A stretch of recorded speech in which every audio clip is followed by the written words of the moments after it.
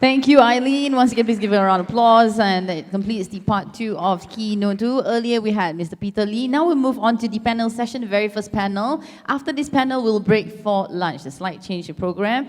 Yes, and ladies and gentlemen, we'll just set up for the next, the first panel for today is Sustainability, a Revolving Conscious Choice. It will be moderated by Martin Balmer, and our speakers joining on stage for the panel will be Mr. Peter Lee, Josephine Tan from Penang Green Council, and of course, Eileen Sia.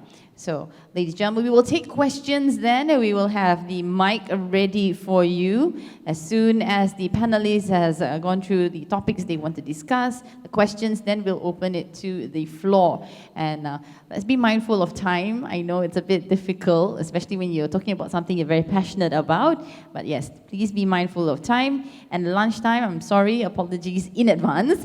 We'd have to cut it to 45 minutes after this panel session. All right, so the first panel is on sustainability, a revolving conscious choice, because we know how we always have to try to make a conscious effort in choosing sustainability, in organizing our events, in the venue, in the vendors, down to, as mentioned earlier by Eileen, even to the lunches.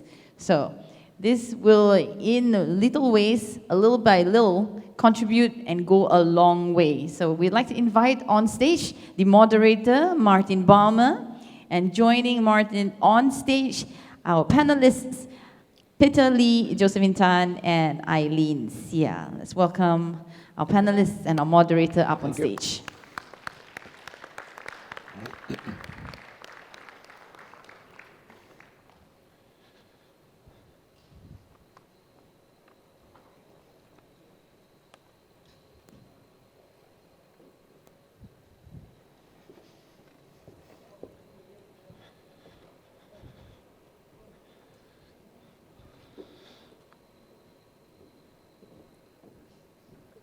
Good.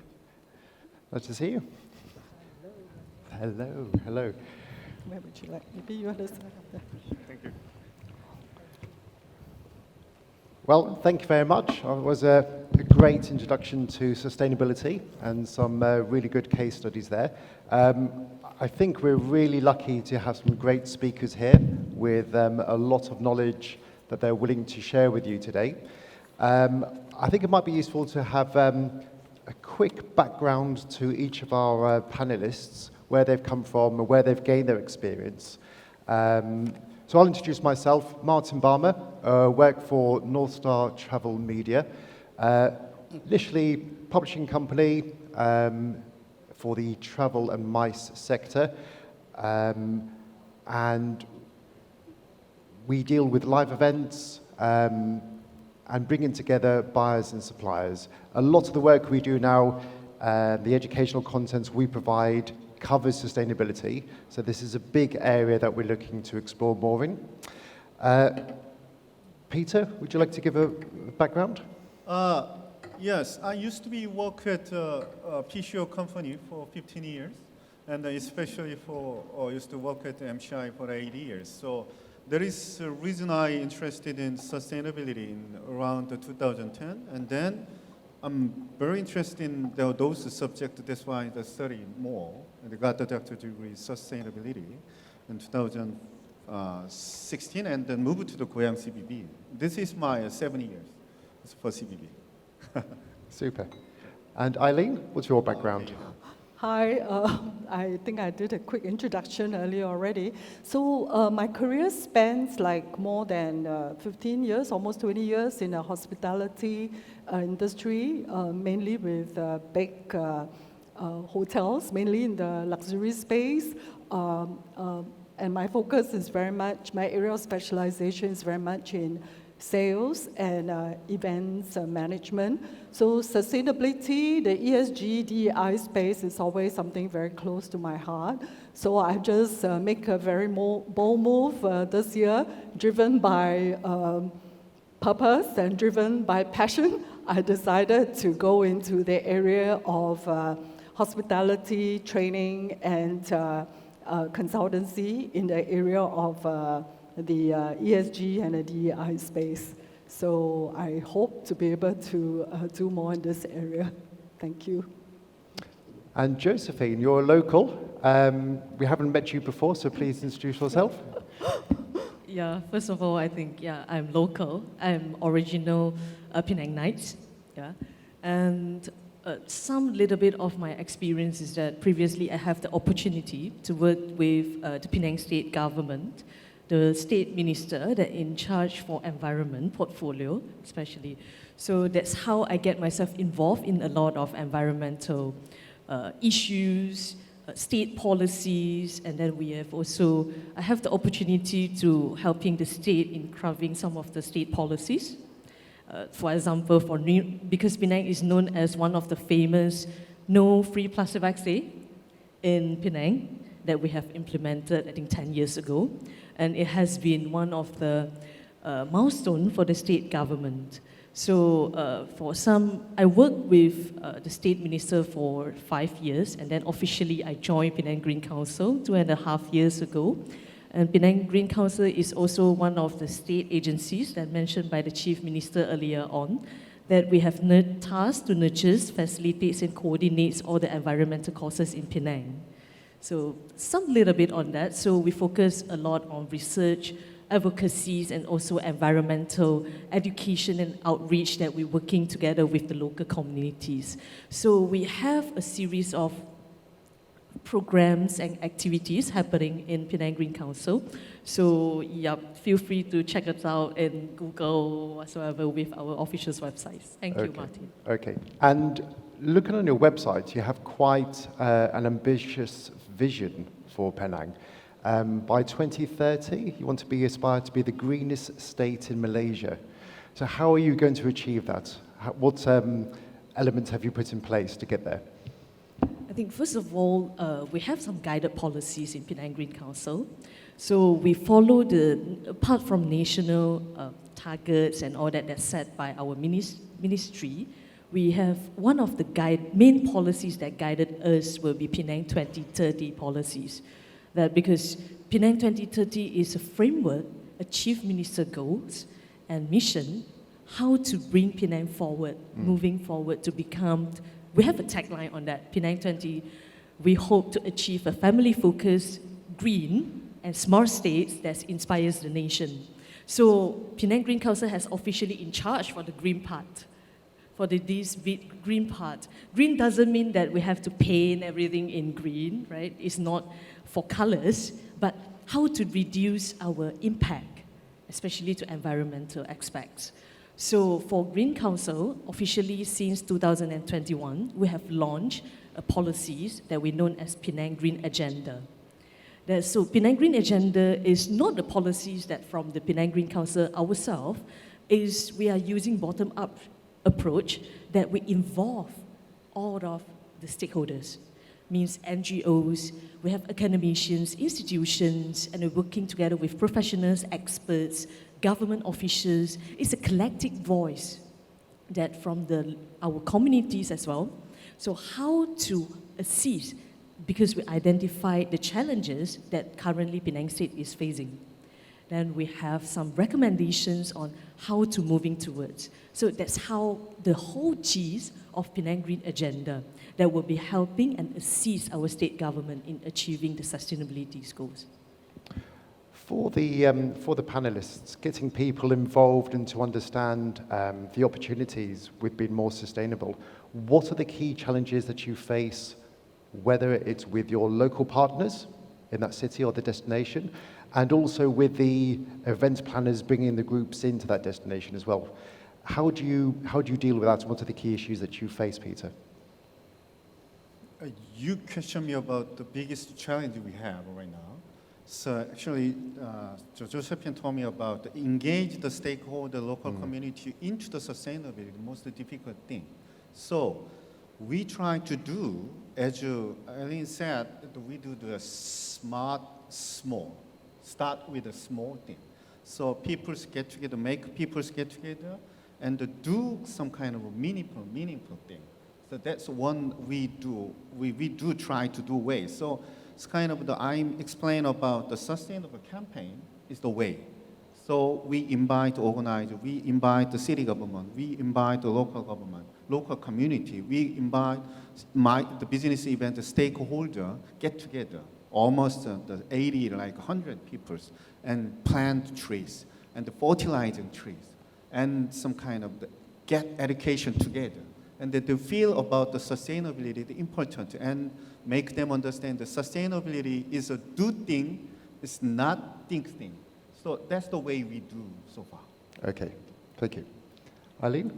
Well, in my opinion, I felt that it's a lot to do with resource, a lot to do with education and knowledge and expertise as well. I think if you look at the ranking, we show Korean has done very well, some Asian cities has done very well, but Asia ranked very low in the index. So I feel that one of the biggest challenge now, besides all the major stakeholders like governments, CVBs, venues, PCOs, everybody has to play a part in it.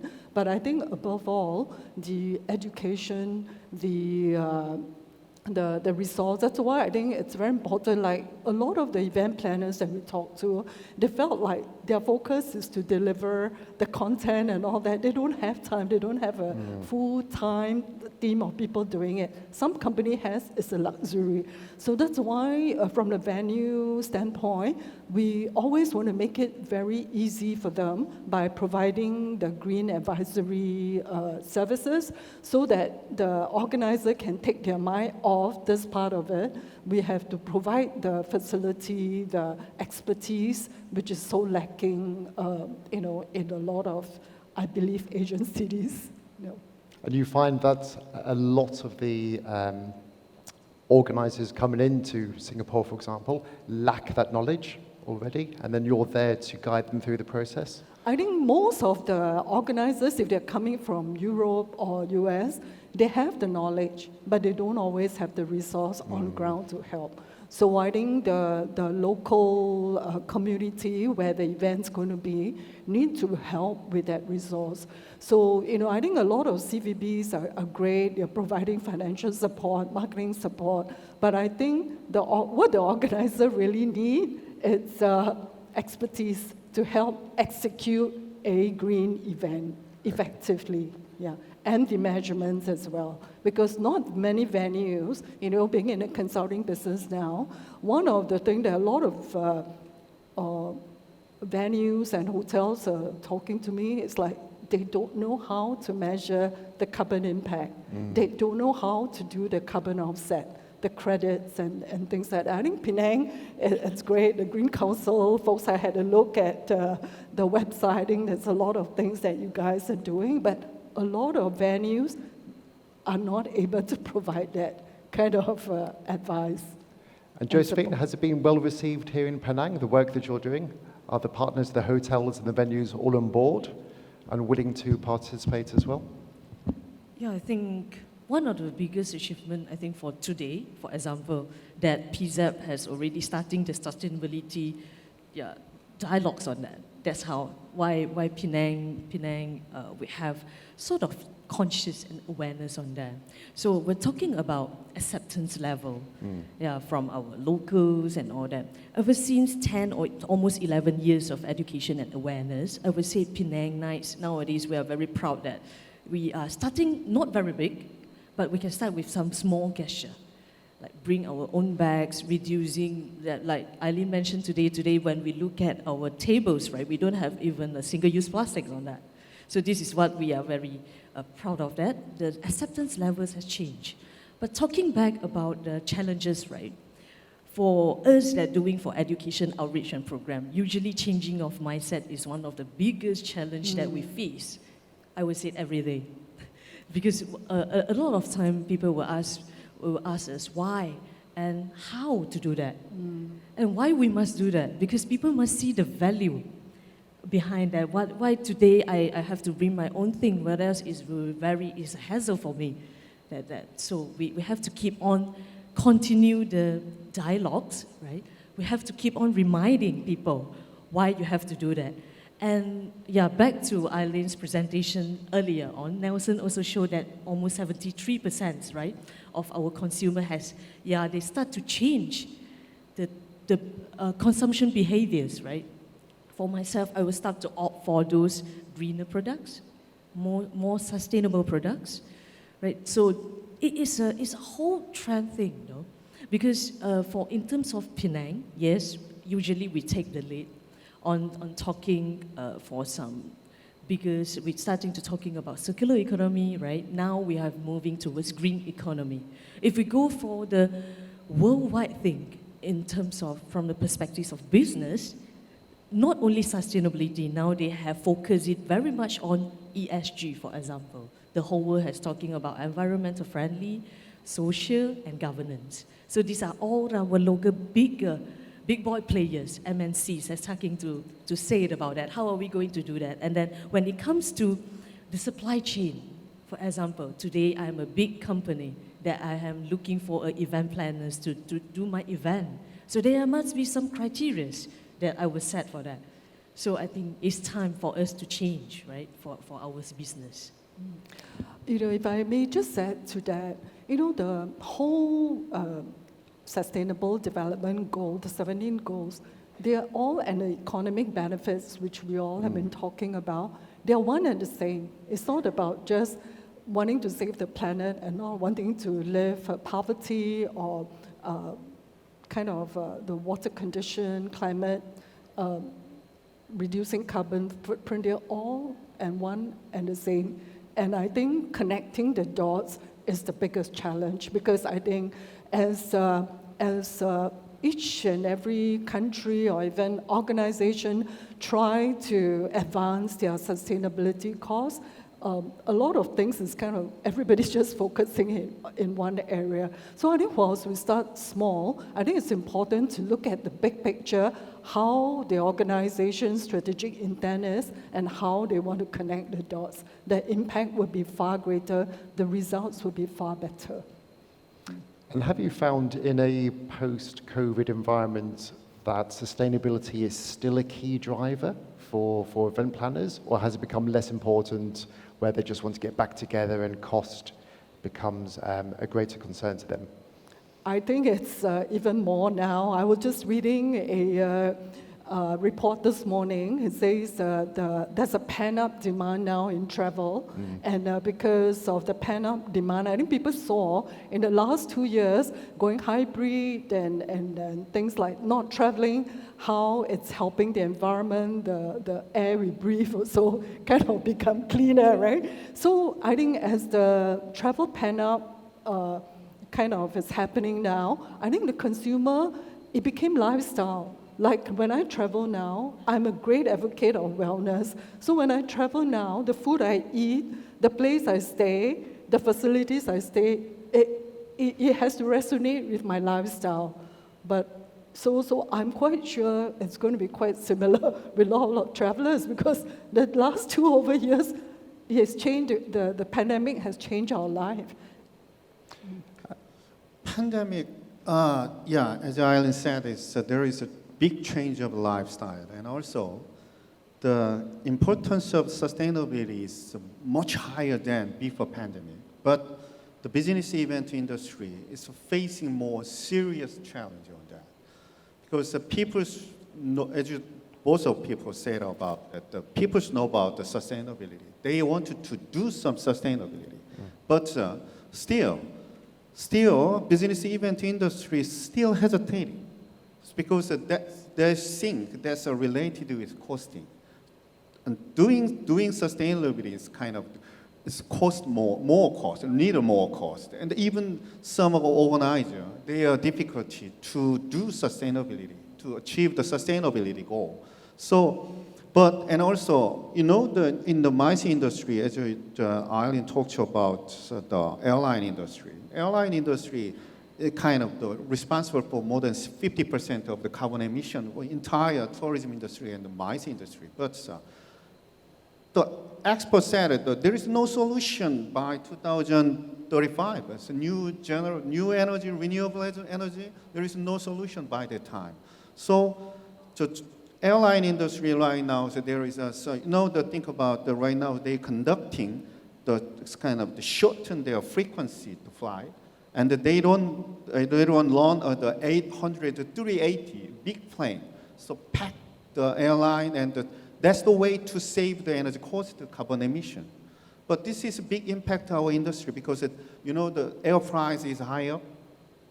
It's not many people come to the business event for Singapore and Malaysia, and even in Korea. So how to solve that? That's the big change. That's why I emphasize the small thing and the show thing. So we achieve the small thing and monitoring that and show to the stakeholder, hey, I'm doing like that. We try to achieve the sustainability. That's the big initiative and the big starting point, and that's the way to do in the future, in the real future, not the long future, in the middle future, and the short future in the business event in industry on the sustainability.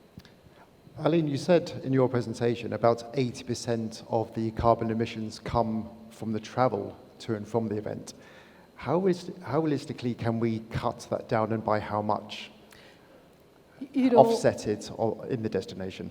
Right. I think, when you come from a far away destination, there's no way to walk there or cycle there. So I think it's inevitable. Some areas we can control, some we can't. So, but when it comes to the location, it's very important, like that, if you're doing the CSR, if you are moving the delegates, I worked for mega events before, if you have to move like 5,000, 10,000 delegates from one location to another, you have to find a more effective way to move them in terms of the carbon impact, to reduce the carbon impact. But again, it depends on the city. Like, Singapore, it's, transportation system, it's great. So most of the time, we would encourage, the organizer would encourage giving a MRT card to all the delegates for them to travel from one point to another. So, and they make it commemorative. It could be a special edition, so it became a collector's item. And then also they try and choose venues that they don't have to, from food waste is one thing that will reduce the carbon impact tremendously, transportation, and even like the hotel that we're all staying in. I mean, very simple things like from towers to the bed sheets and all that. I know a lot of hotels are practicing this, like this venue as well, no plastics, the aircon. The building has to be a smart building right from the start.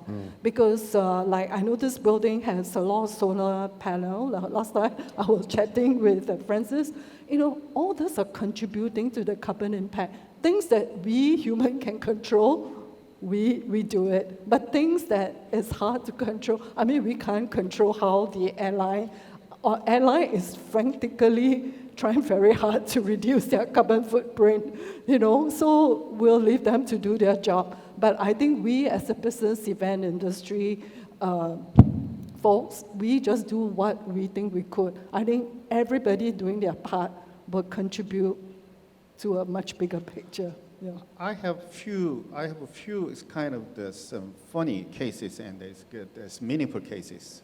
I hosted some the game event company events this year. So 3 days, more than 80,000 people come to my city. But they produced some T-shirts for the steps. More than 150 steps are there. But this company, after the event, they collected every T-shirt and then back to their country for next year events. So they was kind of cleaning up and they reissued that. That's the only way, because it's kind of the more than 20% of the total carbon emission from the global from a textile company. So to reuse the T-shirts we produce, that's the one way. And also the other way is a Krakow, Ika Krakow. They put some small stickers on my registration card. This is allowed every public transportation in the Krakow, the free. Yeah. So that's the good thing. So and also I'm recommend. Josephine is here. So one way is more than 10% of total carbon emission globally is from food industry, right? So to save the cost, to save the food industry, food carbon emission from the food industry, to facilitate hotel to have composing system like Marina Bay Sands. Marina Bay Sands that, and the Western cities, they try to, and the support to hotel have the composing system. That's the big movement to save the carbon emission from the business event industry. So I agree, because airline companies, we cannot do anything with them. So we do things we can do now. Okay. And if I may just add to that, I think everything is about circularity, it's about upcycling. Talking about T-shirt, the company that I used to work with, they actually produce T-shirts. There's a company that produces T-shirt from plastic bottles. Yeah, so, and even like the lactane. So it's all about circularity and upcycling, responsible sourcing as well. By the way, I would just, 40% of hotel and venues have 40% food wastage. So it's very, very high. So again, the responsible sourcing is important. The food management, like you said, having a compactor to produce the waste is very important as well. All this contributes. Yeah. Not too bad, Martin. Maybe I top up a little bit on that. Although we can't do anything with the airlines, right? That because sometimes we need to travel by plane in order to reach a place. So, but by today, advanced technologies, right, and scientists and for their innovations, actually I get in touch with one of the company that nowadays they have recycled using our cooking oil to make it into biodiesel. So this is one of the, I would say, a big leap that in future, probably our airplanes, because now they are testing on the pilot that maybe airplanes can use this biodiesel or biopetrols in order to do it more sustainable way. So in future, we will have the opportunity to travel in a greener way, right? And then secondly, actually, if we're talking about locals, right, for Penang, under Penang Green Council, we have prepared a Penang Green event incentive, actually to assist or to help, right, our local businesses or event planners when they hold a greener event or anything, they can apply some incentive from the state government. This is how Penang state government can help to formulate and encourage our business event planners in opting for a more sustainable way of holding an event. Okay. And in your presentation, Peter, you spoke about the importance of data and understanding where pollution is created and how you deal with that. Talk to our guests here about the best way to start on that process, to gather data, what sort of data you need to be looking at, how you collate it, if there are particular tools that you can use to do that more easily as well. Yeah, as you said, data is vital because the monitoring and our sustainability performance and the gathering data and they show them to the stakeholder is very important because sustainability still is kind of it's not clear to understand. So data is the best way to show to the progress. So best way is to join some kind of the association network and some professional network and the two benchmark study is the good way. And also another way is to use some kind of the measurement tool. Eileen suggests that.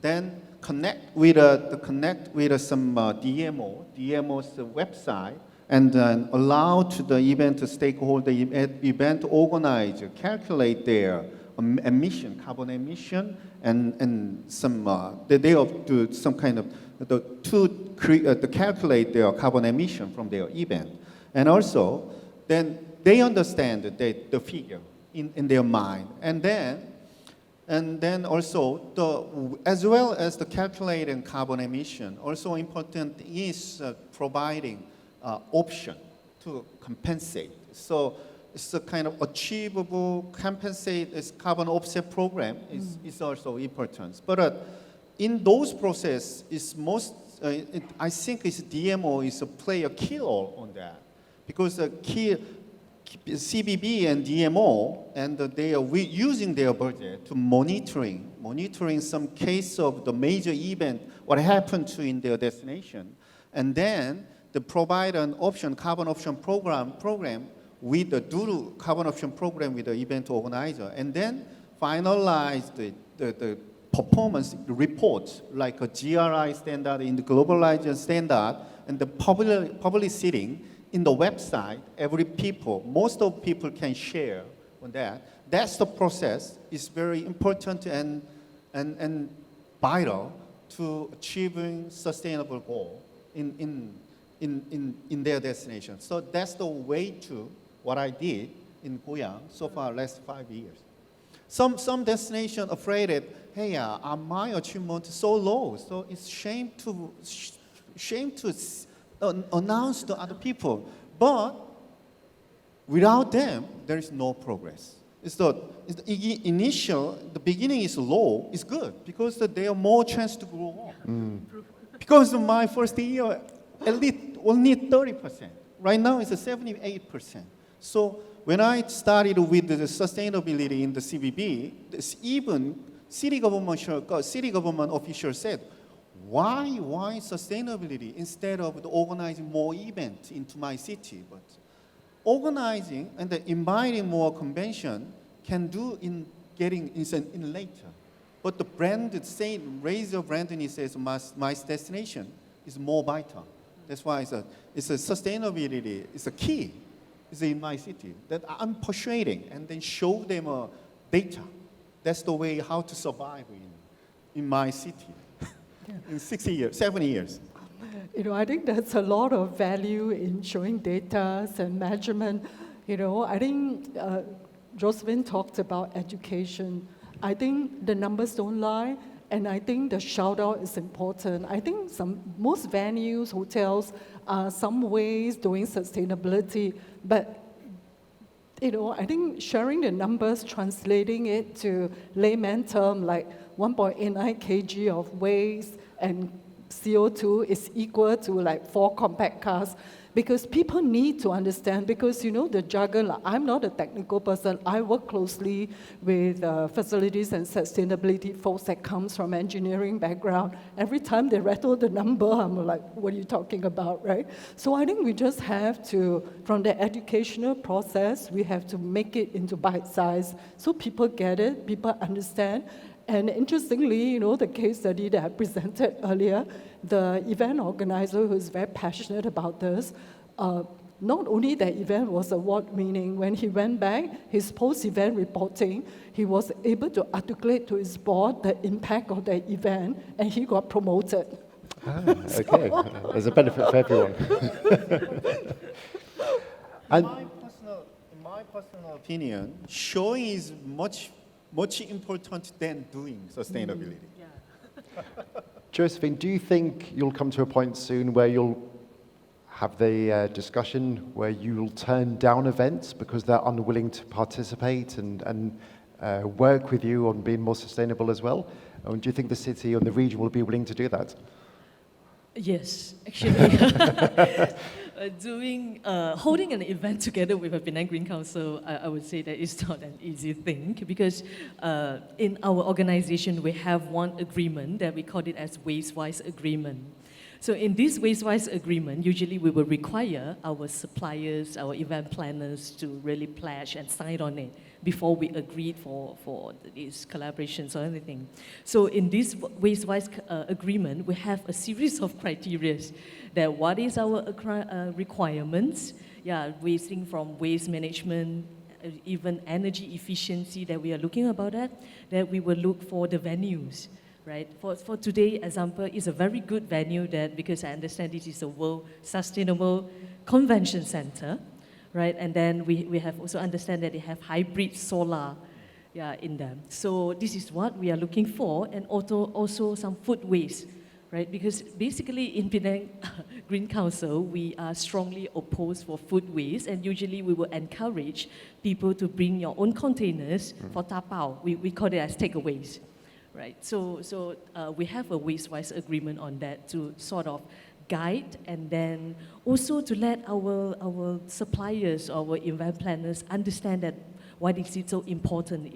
Because usually when we won't force them to sign on the agreement, but we will explain why it is so important and why it has been a guide and it has been a compulsory thing for in order to make it a business together with the Penang State agencies. Okay. And we also, as part of this discussion, looking at generating greater profits, and the case study that you gave, you mentioned that 11 million, was it Singaporean dollars, generated from that one event. Can you break that down for us? How you calculated that result and how that event brought in so much revenue to the city?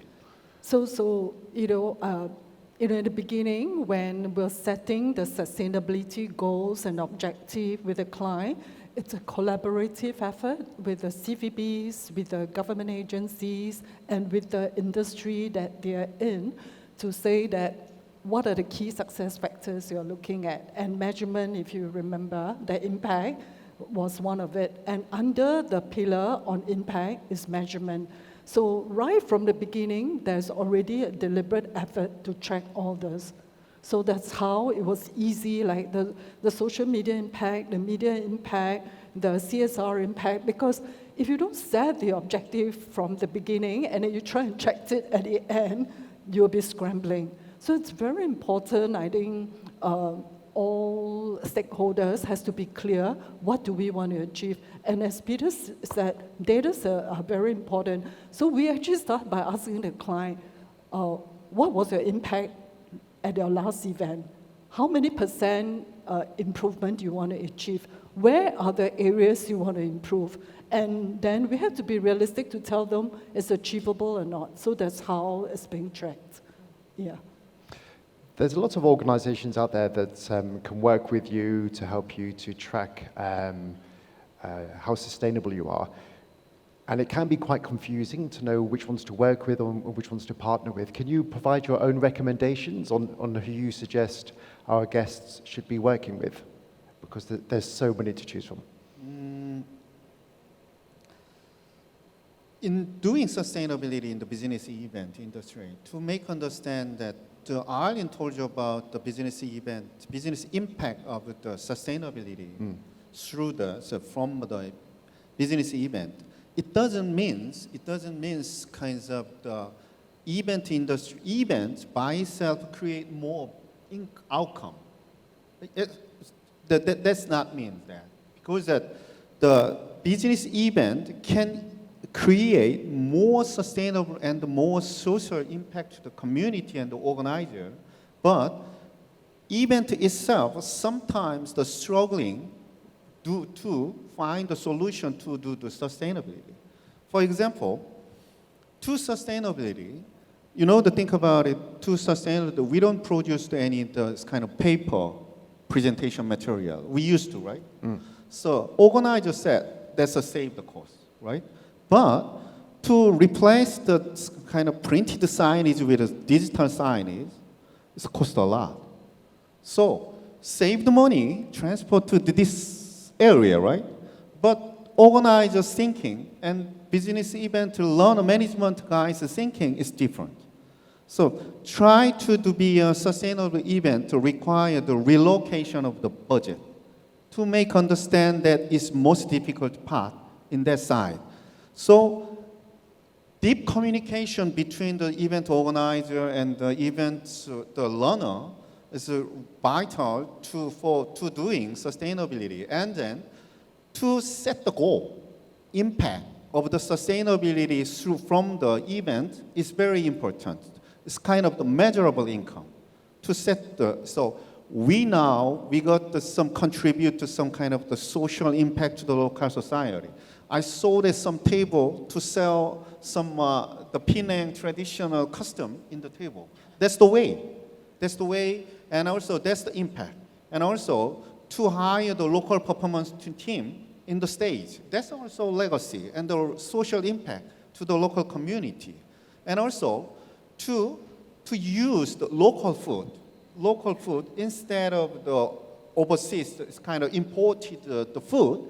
that's the way, that's actually right income for the local society to make an income to reach local community and the agricultural state producer to provide them some benefit and also to produce the full carbon mileage. So that's the both income. So those is the setting those goals before the event and find the solution and the action plan through the event. That's the way, and that's the way to the both the stakeholder and the event organizer and the stakeholder are satisfied on the sustainability. Okay. Do you have any recommendations, Eileen, on organizations? Just one should- thought. If you want to decide that this is going to be a sustainable event, every step of what you do, ask yourself why we do what we do. And then you will, when you start questioning yourself that, Okay. then you realize that everything has to meet that objective. So that's my parting words.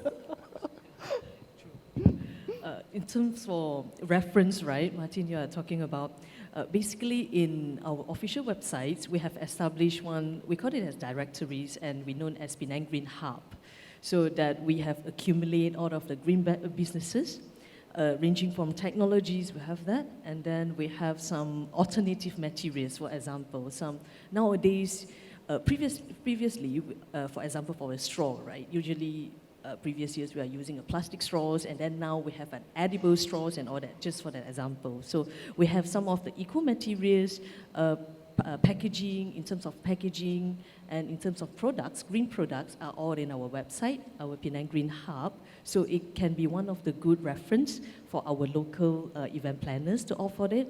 It can be a reference. And then another thing is, if you wish to find the local, let's say, recycling, we have a buyback centers. We have also one of our directories that we call as Zero Waste Network. So it can easily, it's paired together with our Google Map and Live Map. Easily you can locate which is your nearest buyback centers on that. So this is one of the platforms that state government has established in order to make it your life easier. So if you want to go for, I don't know what to do on that, so these are the ways. Okay. I totally agree with Josephine saying is, I'm going to talk about the thing is, actually, Eileen told you about it, because organizers, they want you to do sustainability, but the problem is how to. So showcase and case study on especially on the CVB's website is very important. So what is the challenge? What is the solution? How to overcome and how to create an impact. That they share those success story, case story on the website is very important on that. And other thing is, sometimes event organizer and sometimes event stakeholder, business event stakeholder, they consider sustainability as a kind of the guideline. So don't make them understand in that way.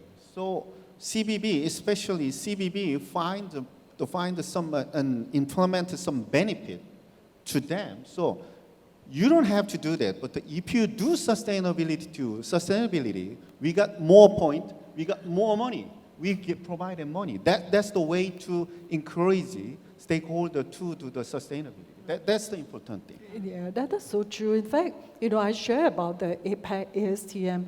One very good way to make reference is checklists. So the checklist will help them to, because this is not a new game, but it's a lot to look at as well. So the APAC ASTM has a very good checklist. I mean, if you Google sustainable events, you get hundreds of websites. The case studies, showcasing case studies is great, because when I came from the venue, every time, depending on the size of the event, we always pick an event of similar size to show them exactly how it was done from beginning to the end and what's the impact and how we can support. And the good thing is, as a venue, we make it, every meeting's a green meeting. You opt out. It's not an opt-in option, it's an opt-out option. So it's automatically, it's a green meeting. So it makes it so easy for the customer. They had reference how to do it. They had checklists how to do it. They just kind of had somebody to hold their hands, like, I'll do it with you. I think it's important. You're not alone. Yeah, you're not alone. True. Excellent. Are there any questions from the audience? We open the floor to you now. I'm sure there's one or two questions out there.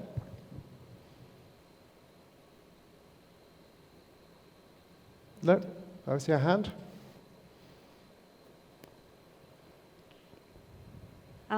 Hi. Yeah, this question is probably more for Peter or Josephine. When we talk about sustainability, we talk about green initiatives and recycling stuff, but we also sometimes miss out on carrying capacity of destinations or cities. And the focus is always in tourism of the number of tourists or arrivals. And for events, it's always the size of the event. How many participants are you going to get? And the funding is always reflected by the size of the event. So in terms of a CVB and the Green Council, would there be an incentive to host smaller events so that you break it up and you don't put a strain on the environment and on the community, because that's also a sustainability issue. And there's some cities who get so many tourists that the locals are now strangers to their own towns because it's just filled up with tourists and they just destroy the culture, the environment, wildlife, yeah. So would that be a good direction for future events? Instead of focusing on size and numbers, we focus on the quality of the events, on the yield of how the delegates are going to spend in the destination. Would that be something that we should be focusing on? So there is a destination, Norway, and a couple of years ago they decided they wanted to reduce the number of groups going into Norway in tourism. They wanted high quality tourism to lessen the impact on the country, but still the average visitor would be spending more than a leisure traveller as well, so that the economy remains strong. And I know in certain cities, is it Venice as well? They're trying to reduce the number of tourists who come in, particularly on the cruise ships as well. Is there a fine point whereby too many events coming into a city will damage the economy and damage the, the relationship between the people living there as well? Actually, that's you mentioned about related with over-tourism side, but my cities never worry about the over-tourism side. But yeah, I just to make a balancing is very important to considering. So to find a kind of the reasonable balancing point is very important. In course of that, data is vital, I think. Considering economic impact from the tourism industry and the negative impact from the tourism industry, and sustainable side and economic side and the social side, and the measuring and monitoring those impact, and then keep trying to, and there is some, to do that, actually the city government's role is very important, because every city and every destination have a different environment, different factors. So to to develop their own KPI to measure impact on that, and then using those KPI and the measure, monitoring and the measure, and by the number is important. So to make a balance, positive figure is always greater than negative figure. That's the way I think is a good way. But actually that is not the responsible for the event industry and the tourism industry. That's actually for like more government side. So it's kind of more policy side is works. So I think that's the way to. Yeah, in terms of, thank you very much for your questions. And I think you hit the nail on the point, right? What I can comment from the perspective of Penang Green Council, this is what we are looking for. The green and sustainable and responsible tourists that will come to and when they visit to Penang. And then that's why actually we have been trying quite hard in promoting our Penang green tourism program. Yeah, so we are, for now in being, we are still discussing with the tourism board on that. Why is it so important? Because it's not very easy, yeah, to convince, especially for policymakers. But not so bad in Penang is because Penang, our leaders, we have a strong political view in doing that. So undeniably, this should be the way forward. Yeah, right. In order to not just looking at the size of the tourists, of the size of the event, the numbers of tourists, but also we are looking for a quality and responsible tourists in future for Penang. So it means that because in Penang we have several policies in place. For example, just now I mentioned about no free plastic bags in Penang, right? In your hypermarkets, supermarkets. So when tourists, when they visited Penang, they were kind of culture shock, right? Oh, I won't given any plastic bags when during my shoppings, especially in the shopping malls and hypermarkets. So we encourage them to bring their own bags. So this is kind of cultural change and behavioral change that we wish that we can have a quality tourist in future. So there will be a sort of plans, but most importantly is, I agree with Eileen that education and awareness is important. So we need to keep on to facilitate these conversations around, whatever, not only tourists, but also all of our communities. Yeah. I add one more thing. It's very important. I think it's a very important thing is, as more tourists and more visitors for business event industry flow into the Penang, so outcome from those tourism and then to business event and the revenue, so not go to the hospitality industry by only. Spread out the local stakeholder, because many people comes into the Penang. Someone like a hospitality industry, retail industry is very good to them to grow up. But some resident and some population, some citizen suffer from them, because they cannot go to the shopping mall because of them. It's not convenient with that. And the restaurant, same way. And the rental cost is higher. So those negative impact is not should go to only to the local community. So whole benefit go to the community to preserve the monument of the historical resource and the local community. That to find the solution to spread out the outcome from the business event and the tourism industry is very important, I think. I think communicating the importance of the sector and the impact it's having positively on the local community, look at the legacy of events, growing the economy, providing jobs for people as well, so everybody benefits is a really important thing that maybe our industry doesn't do enough of. We've run out of time. Do you want to share, another 3 minutes? I was going to say, do you want to share one quick piece of advice for our audience on how they can start on the road to sustainability, and just one key thing that has really assist them on the correct road? Just a very short one. Yes. Let's do it together. Actually, for me, usually we would say that no man is an island. So collaborations is very important, and then every one of us, we have a role to play, right, in order to ensure that we do not pass the world beyond repair to our next generations. So let's do it together. So feel free to approach us for locals. Go for Penang Green Council, we have a series of criteria. We can talk, we can collaborate, right? We have incentive, and state government is prepared here. So thank you. Well, as for me, I would say make sustainability a lifestyle. Really, I hope the video resonates well with you. Really, we just don't have planet B. We only have this planet. So, start small, but let's make it a lifestyle so that we could really leave a real legacy for our next generation.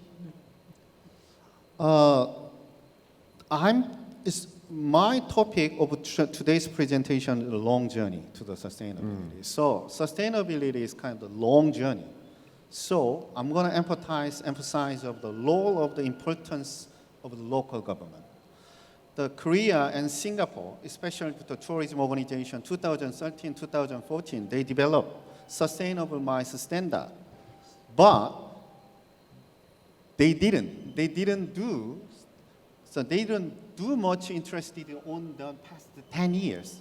And because of the pandemic and ESG is getting popular, they start to do something again. So that means that I say it's the last 10 years.